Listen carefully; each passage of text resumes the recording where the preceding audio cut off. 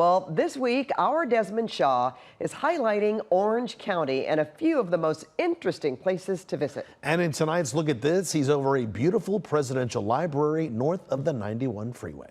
Well, take a look at this complex in Yorba Linda. This is the Richard Nixon Presidential Library, and in addition to being the repository of records for the 37th President of the United States, it's also his birthplace and where he and First Lady Pat Nixon were laid to rest. Obviously, Nixon's one of the most controversial of any presidential administration. A lot of controversy swirled about where his library should even be. It was originally planned to be built near Nixon's alma mater of Duke University in North Carolina, but organized opposition scuttled that plan. And because his presidency was before the Presidential Records Act was passed in 1978, there was also a lot of concern about preserving Nixon's infamous White House recordings and other records. Up until that point, presidential records were actually considered private property, and some presidents kept theirs while others destroyed them.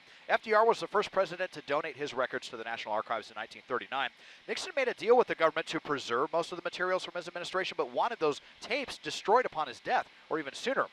To be sure they were preserved, Congress passed the Presidential Recordings and Materials Preservation Act, which forced Nixon specifically to seek control of the tapes, and after first being held at the National Archives, they now reside here. And there's a lot more than just 3,700 hours of White House tapes. The Nixon collection consists of some 46 million pages of documents, thousands of hours of broadcast video, hundreds of thousands of still photographs, many thousands of state public gifts, and so much more. The library built on 9 acres of land that was owned by the Nixon family, and that includes the home he was born in 1913 and where he spent his early childhood. Fun fact, the home was built the year before Nixon was born from a mail-order construction kit that was put together by Nixon's father, Francis. The former president and first lady are buried only a few feet from Nixon's birthplace. You'll also find Nixon's Army One helicopter on the grounds, the model known as a Sea King VH-3A.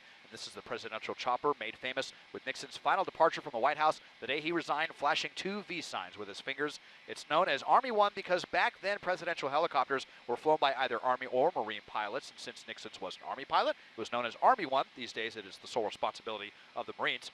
They also have other rotating exhibits coming and going, so there's always something new to see here. One of the most tumultuous times in the American presidency, perfectly preserved here in Orange County. Definitely worth the drive off the 91 freeway. Open 7 days a week, nixonlibrary.gov to plan your visit.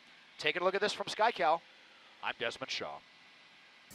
And if you'd like Desmond to take a look at something interesting in your neighborhood, write us at lookatthis@cbs.com.